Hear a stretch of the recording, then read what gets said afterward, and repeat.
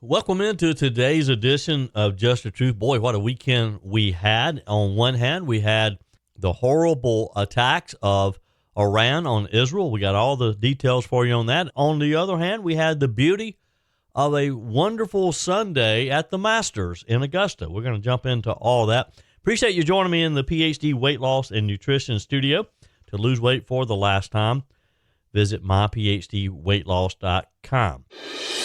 I told you we'd be back. And ye shall know the truth, and the truth shall make you free. It's Joey Hudson. I wanted to name it the Joey Hudson bill, but, they don't allow you to put names on bills, but I wanted to call it the Joey Hudson bill because I know that one's been near and dear to you for a number of years. That's how it's done. Let your voice be heard. And the truth shall set you free. Here's Joey Hudson. White House National Security Communications spokesperson John Kirby made the rounds on the Sunday news shows yesterday as he reacted to Iran's direct attacks against Israel, in part by blaming former President Trump for supposedly emboldening Iran. We have the details and where we are with this latest conflict. U.S. military forces destroyed over 80 Iranian drones and at least 6 ballistic missiles, we're told. And although there were hundreds of drones and missiles launched against Israel on Saturday night, the fact none were successful is a testament to the so-called Iron Dome. We've heard a lot about the Iron Dome over the years and how it protects the citizens of Israel. But what exactly is it? We'll give you a layman's description of the Iron Dome. The Supreme Court will hear a case tomorrow that could have major implications for hundreds of January 6 defendants, as well as special counsel Jack Smith's prosecution of former President Donald Trump. We have details on that as well. And yesterday was the perfect Masters weather, and it was another fun Sunday of golf in Augusta. How much did the winner win? We have all the final numbers for you there as well. And, of course, your comments on the Furman Ford text line, 864-477-JOEY, 864-477-5639. Your comments are welcome on the Furman Ford text line. You can leave a voice message. Emails always welcome, joey@joeyhudson.com. What a weekend in the Middle East. White House National Security Communications spokesperson John Kirby made the rounds yesterday on the news shows as he was reacting to Iran's direct attacks against Israel, in part by blaming former President Donald Trump for supposedly emboldening Iran. In an interview on NBC's Meet the Press, Mr. Kirby said that President Joe Biden doesn't believe that Iran's overnight attacks against Israel need to escalate into a wider war into the Middle East. The president doesn't believe that it needs to move in that direction whatsoever, Kristen. What Israel demonstrated last night was an incredible ability to defend itself. Just their own military superiority was quite remarkable yesterday. Very little got through, and the damage was extraordinarily light. And also, Israel demonstrated again, as I said, that they're not standing alone, that they have friends. So the president's been clear. We don't want to see this escalate. We're not looking for a wider war with Iran. I think the coming hours and days will tell us a lot. Kirby's remarks came hours after, of course, Iran launched an attack on Israel with more than 300 reported missiles and drones. The U.S. helped Israel defend against the attack. Defense Secretary Lloyd Austin said in a statement late Saturday, and just a few of the ballistic missiles fired from Iran had actually hit Israel, as Israeli defense spokespersons also confirmed that most of the cruise missiles launched by Iran were intercepted by Israeli fighter jets. It was the first time that Iran had launched a direct military attack against Israel. Mr. Kirby also declined to get into hypotheticals about whether the U.S. would back an Israeli counterattack against Iran. Israel hasn't made any decisions that I'm aware of, he said, about what the next step is. Kirby did describe Saturday's Israel response as an incredible military achievement and says that this demonstrated that Israel has friends, but stopped short of predicting what Israel will do next. Well, where things stand this morning is just an incredible military achievement by Israel and, quite frankly, the United States and other partners that helped Israel defend itself against more than 300 drones and missiles. I mean, it's just an extraordinary example of military superiority that Israel demonstrated to the whole world last night. And I think Israel also demonstrated that it has friends, that it's not standing alone, that it's not isolated on the world stage. Now, whether and how the Israelis will respond, that's going to be up to them. We understand that and respect that. But the president's been very clear. We don't seek a war with Iran. We're not looking for escalation here. We will continue to help Israel defend itself. The Biden administration has reportedly advised Israel against a retaliatory strike against Iran. President Donald Trump, in a statement Saturday, said the weaknesses that we've shown under the Biden administration is unbelievable, and it would not have happened if we were in office. You know that. Over on Fox News, Shannon Bream pressed John Kirby as he made it over to her show. She pressed him on the Biden administration's policies to permit waivers on sanctions and unfreezing Iranian assets. If you caught part of last week's episode where I had Senator Tim Scott on, he addressed that, and he and some of his colleagues in the U.S. Senate have opposed Joe Biden's lifting of sanctions, which has given access to billions of dollars to Iran.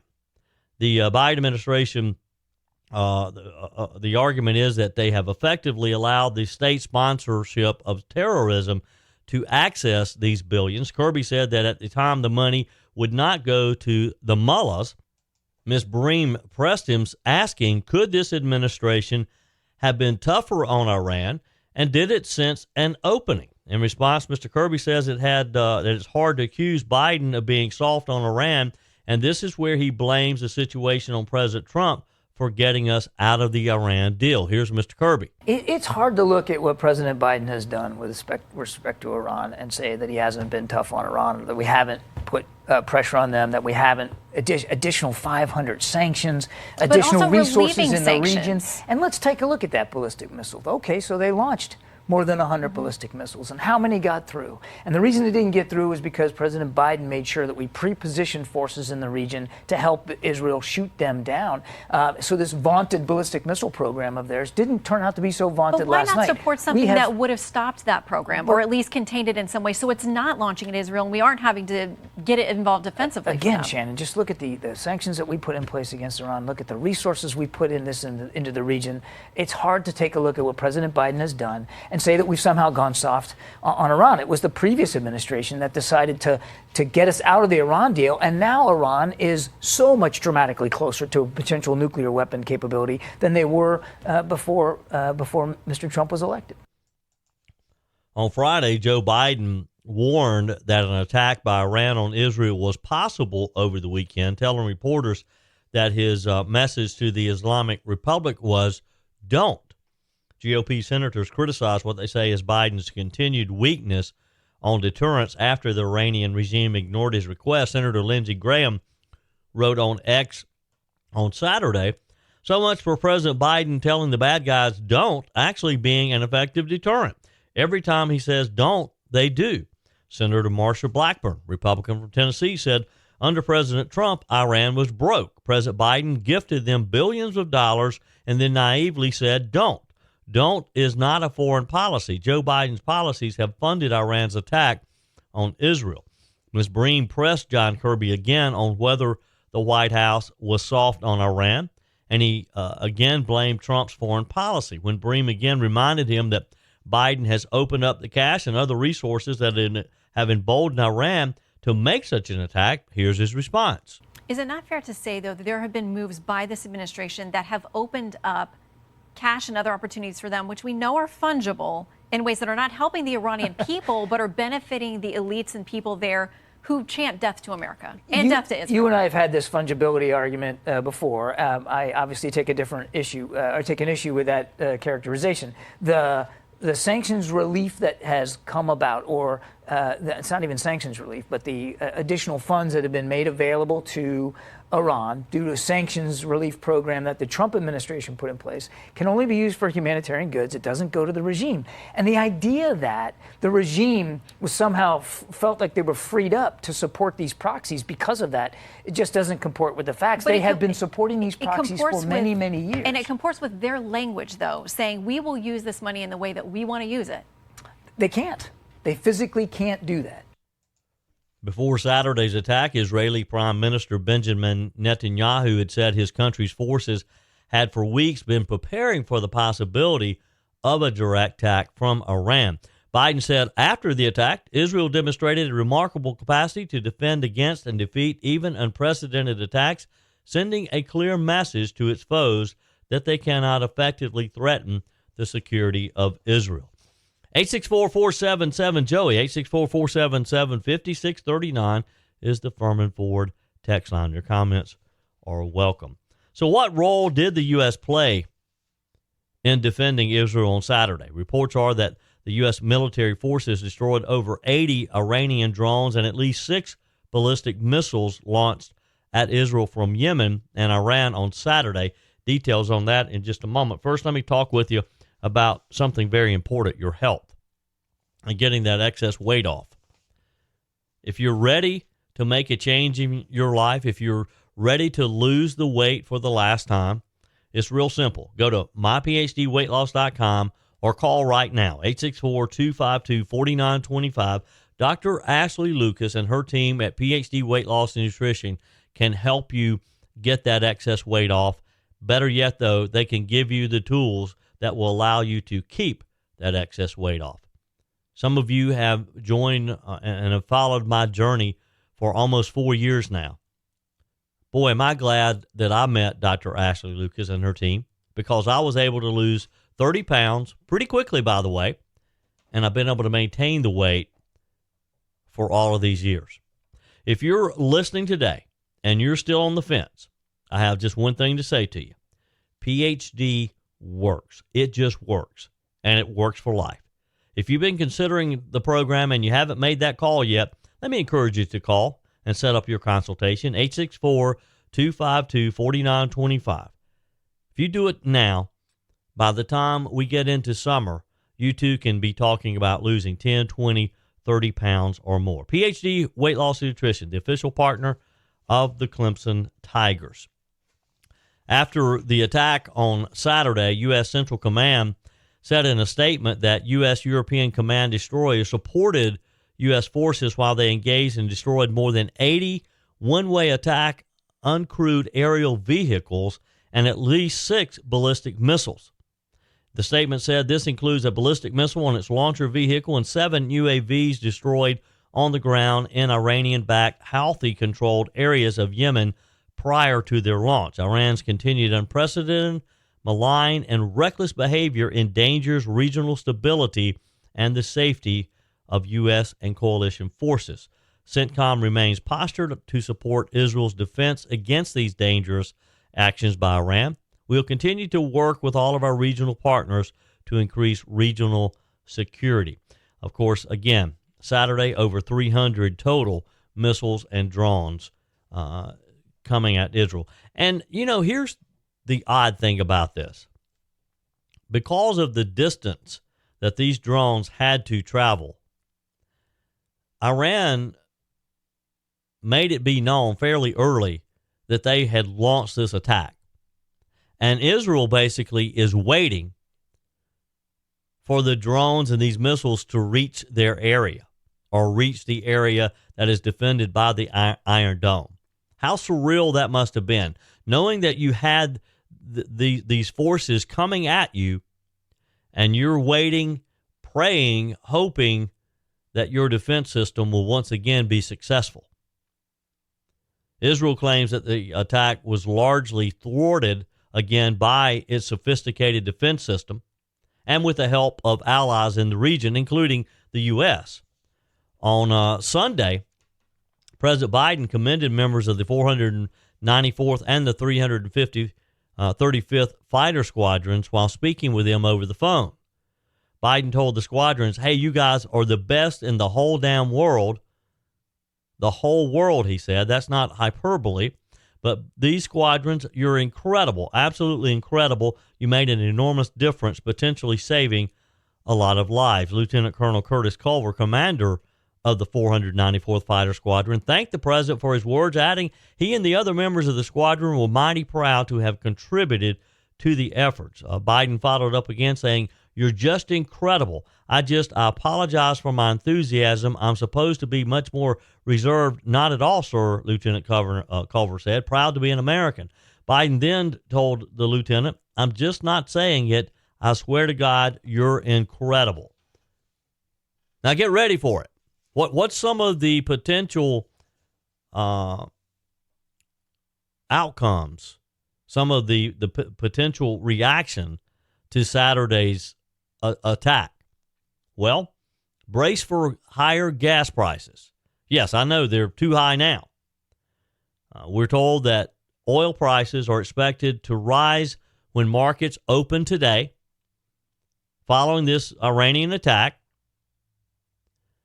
They reached a 6-month high on Friday, oil prices did, according to the analysts who noted that Israel's response and this continued conflict has created somewhat a chaotic supply chain in the area.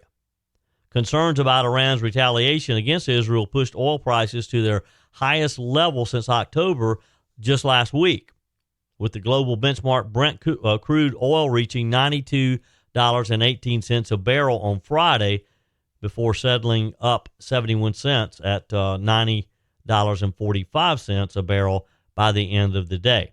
U.S. West Texas Intermediate crude futures rose by 64 cents to $85.60 a barrel. Thomas Varga, who is an oil broker, told Reuters it is only reasonable to expect stronger prices when trading resumes. Having said that, there's been no impact on production so far, and Iran has said that the matter can be deemed concluded. Leaders of the Group of Seven major economies condemned Iran's attack, reaffirmed the G7's commitment to Israel's security during a emergency meeting they had on Sunday about the situation. And the White House said in a post on X, a senior Biden administration official said the G7 leaders discussed sanctions against Iran. So Biden has released or waived some of the sanctions. Now he's talking about putting new sanctions on them. What kind of message is that?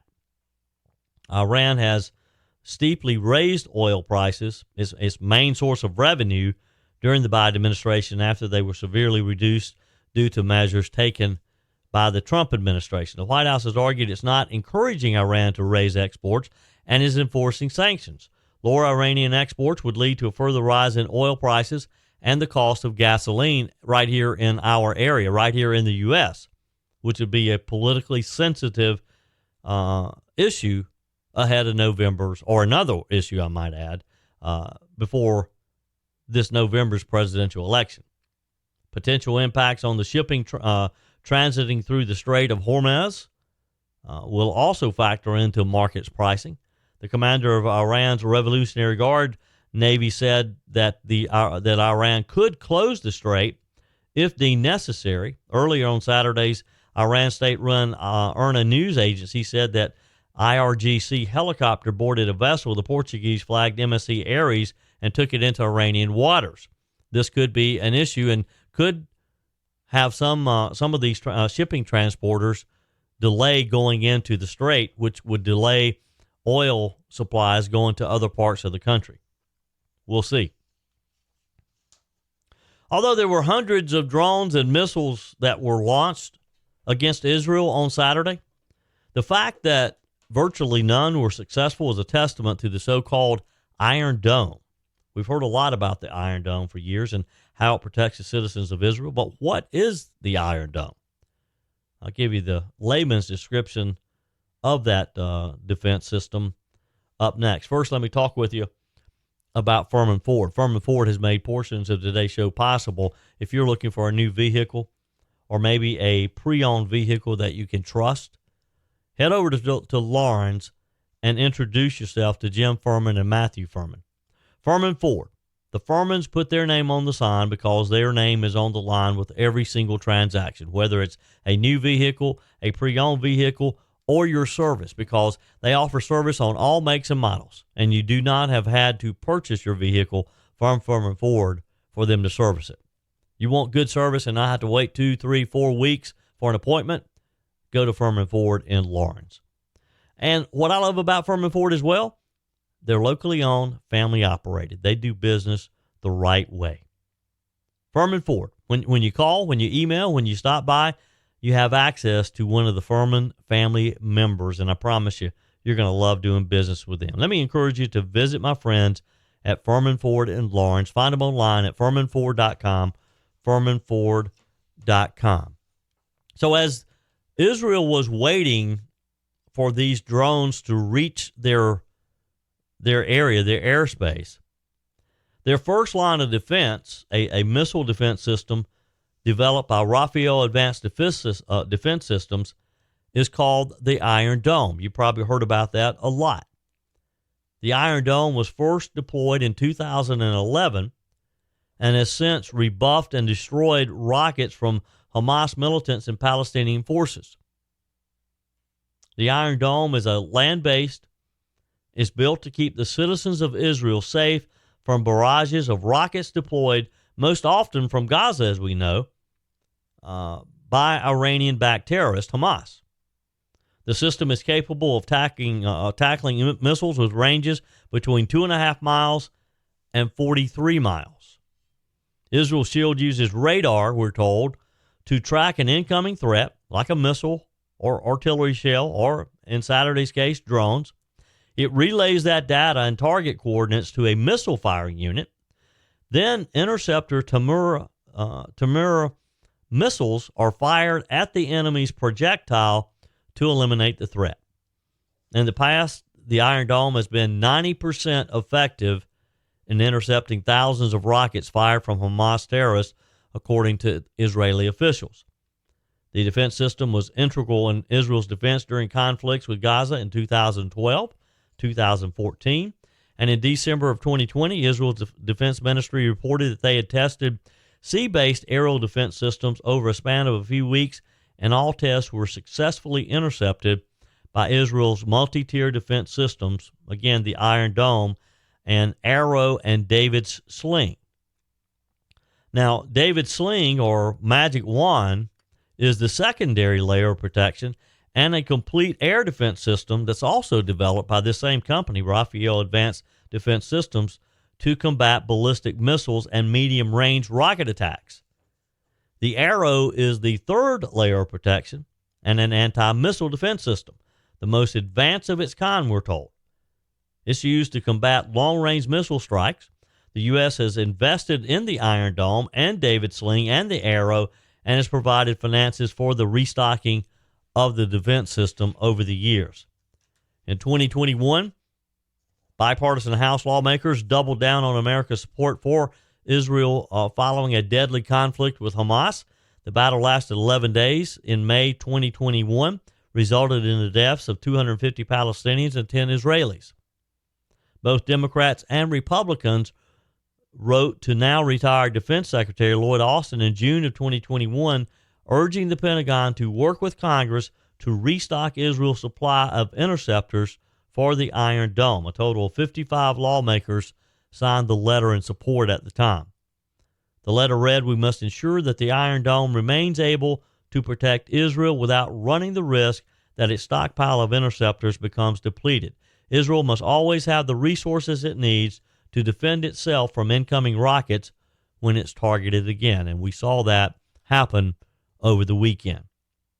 And thank goodness that we have, look, I'm good with us sending more money to Israel. Take some of the money that we've been sending to Ukraine or have, or are planning to send to Ukraine, divert it to Israel. Divert it to someone who really cares about the fact that we're their ally. The U.S. began providing funding for the Iron Dome again in 2011, and 55% of the system's components are currently manufactured in the U.S., according to the Center for Strategic and International Studies. Israel is the unrivaled recipient of U.S. military assistance totaling over $3 billion each year.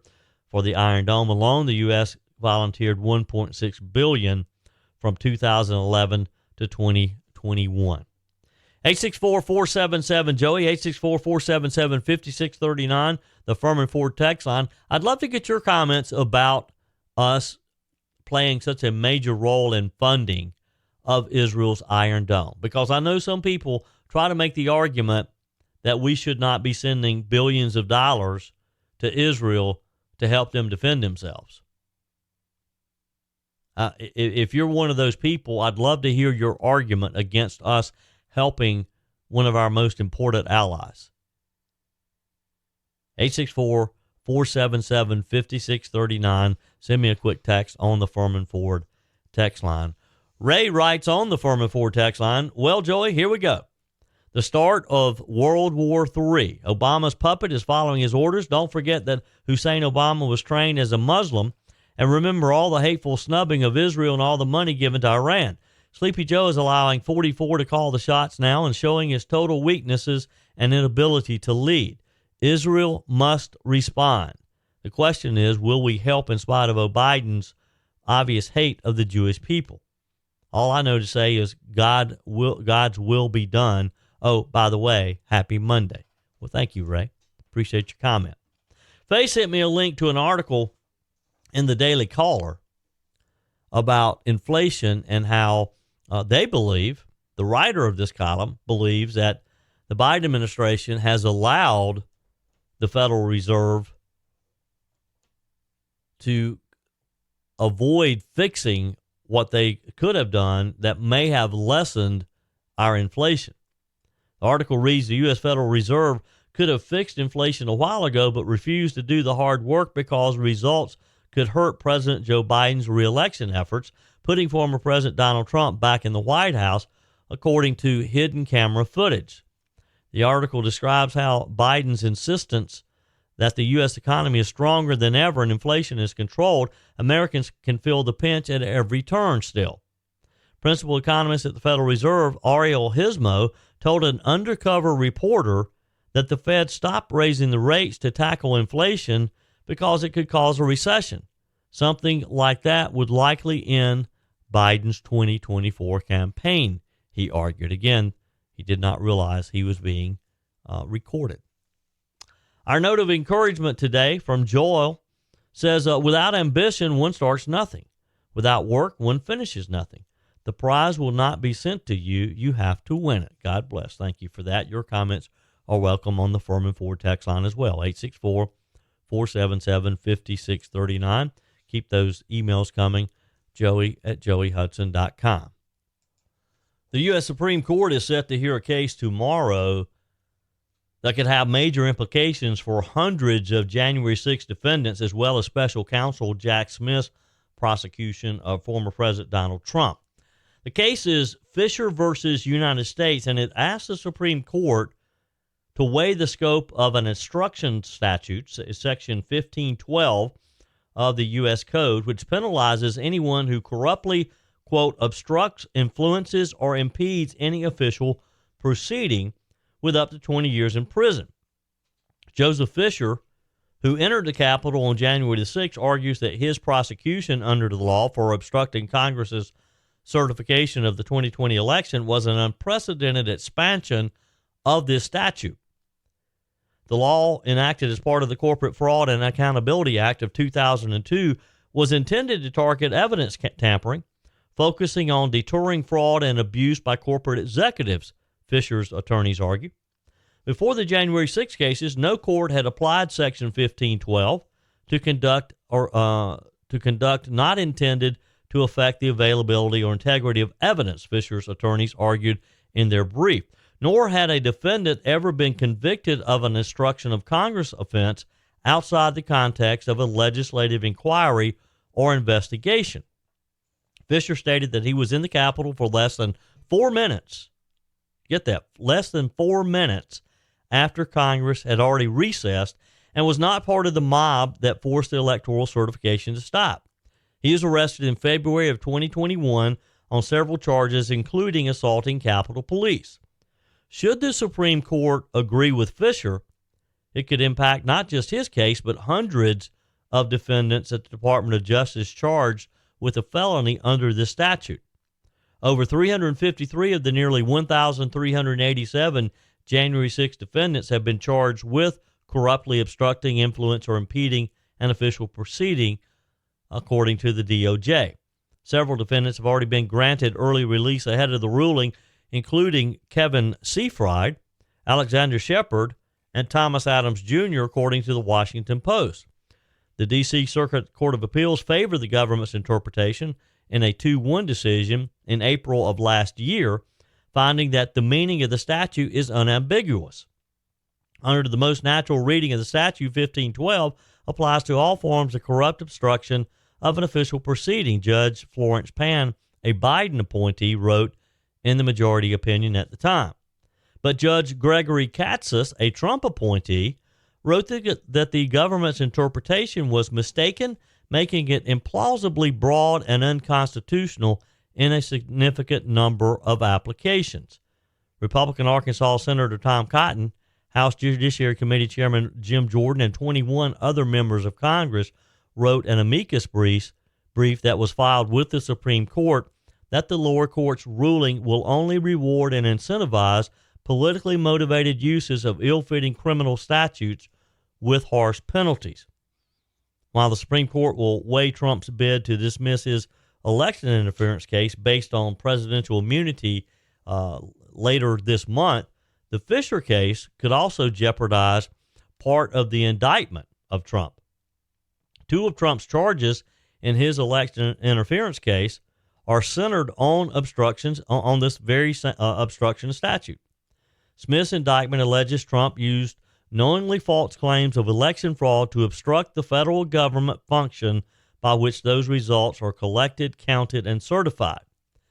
New York University law professor Richard Epstein wrote for the Hoover Institution in March that a correct reading of the statute torpedoes a key part of the Smith indictment of Donald Trump. He said Trump never entered the Capitol building, and he never made any statement urging rioters to enter the building. His despicable conduct consisted of watching the proceedings before asking the rioters and trespassers to leave the premises, which does not count as obstruction under any legal authority of which I'm aware. So this law professor, although doesn't appear to be a Trump fan, doesn't believe the DOJ can use this statute to charge him or many of the other January 6 defendants. Smith addressed this in the footnote of his brief filed this week in Trump's election interference, claiming the charges would still be valid regardless of the Supreme Court's decision on how to read the text of Section 1512. He wrote that the use of falsehoods or creation of false documents satisfies an evidence impairment interpretation. Trump's case is currently on hold at the district court pending the justice's decision. Oral arguments will be held April 25th to consider Trump's presidential immunity argument. Yesterday was the perfect weather for the Masters, was it not? What a beautiful Sunday of golf in Augusta. How much did the winner win? We have all the final numbers for you coming up. First, let me talk with you about Discounted Appliance Warehouse in Pickens. Portions of today's show made possible by Jeff, Johnny, and Kyle, the whole team at Discounted Appliance Warehouse. If you're tired of buying appliances from inexperienced sales staff who have no appliance knowledge like some of the ones that you deal with at the big box stores, they have a lot of options, brands, features. It's kind of tough figuring out which appliance to purchase for you and your family, right? Because you hope to use these appliances for a long, long time. They cost a lot of money, so you can't afford to get it wrong. That's why I recommend shopping at Discounted Appliance Warehouse. They have an A+ Better Business Bureau rating, nearly perfect reviews on Google, and the team at Discounted Appliance Warehouse has the knowledge you need to have confidence in your purchase. They'll show you around the warehouse. They have over 11,000 square feet slam full of new appliances. At any given time, 1,500 or more appliances for you to buy today and use today. Have an award-winning service department, expert installation, and extended warranties because they take care of you after the sale. You're more than just a credit card swipe to the team at Discounted Appliance Warehouse. Find them in Pickens and online at dawpickens.com. What a beautiful Masters Sunday.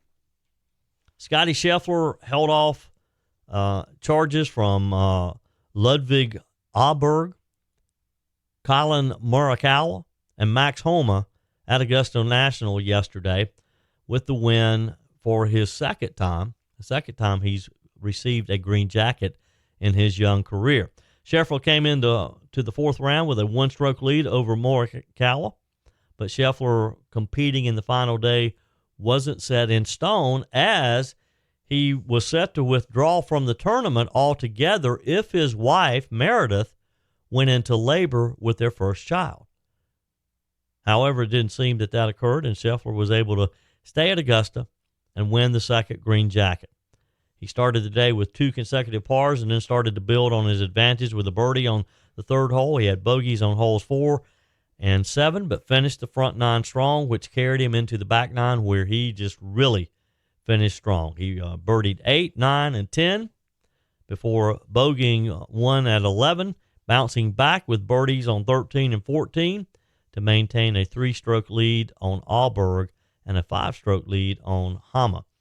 He was playing in such a rare form that even Patrick Mahomes noticed it. He wrote on X, the Kansas City Chief, wrote, "Scotty is so good."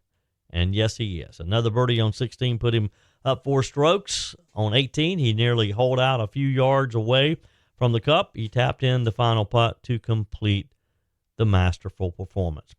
He was 11 under for the tournament. Scheffler shot a 66 to open the tournament, which was only bested by Bryson DeChambeau's 65. DeChambeau was one of the early leaders, fell apart, and never was in contention in the final round yesterday.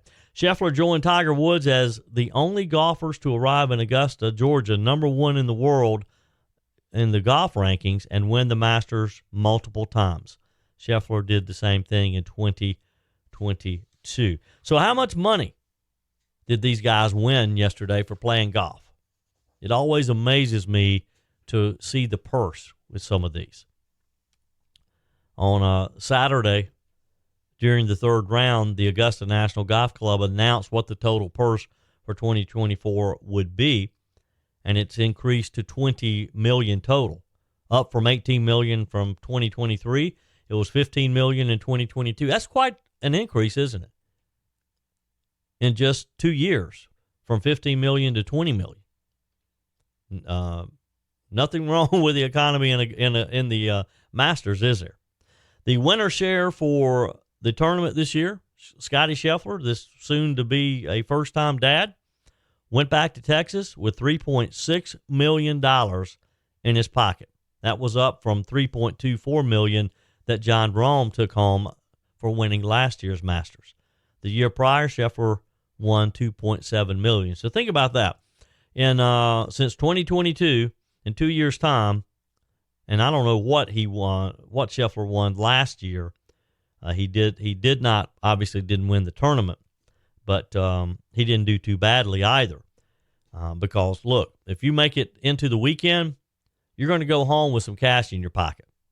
So think about that. In the 2 wins, he has put in his pocket over $6 million from the Masters.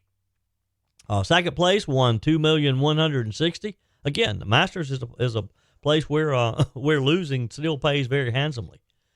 There was a tie for third by 3 different golfers: Homa, Fleetwood, and Morikawa, each taking home $1,040,000. Cameron Smith tied for 6th with DeChambeau, each receiving $695,000. Number 8, Xander Schauffele, $620,000. There was a 3-way tie for 9th place for $540,000.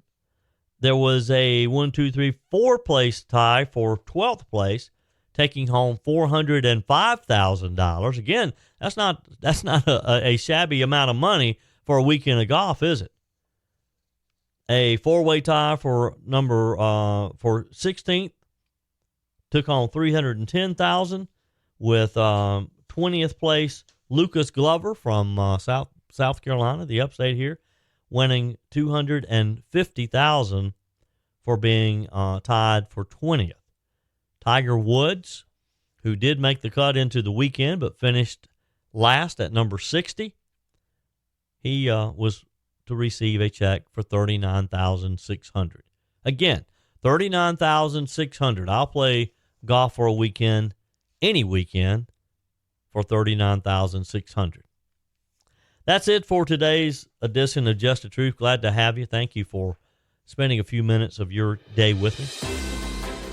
This edition in the PhD Weight Loss and Nutrition Studio. To lose weight for the last time, visit myphdweightloss.com. If you haven't joined our mailing list, let me encourage you, take a minute right now to go to joeyhudson.com. Click on the Connect with Joey button so that you can receive our emails with the most up-to-date news. Also, find me on YouTube. Just search for Joey Hudson. Again, thanks for being with us today. We're back again tomorrow. Keep those comments coming on the Furman Ford text line, 864-477-JOEY, 864-477-5639. We're back again tomorrow. Hope you'll plan to be with us. Until then, remember, God's got this. He's still in control.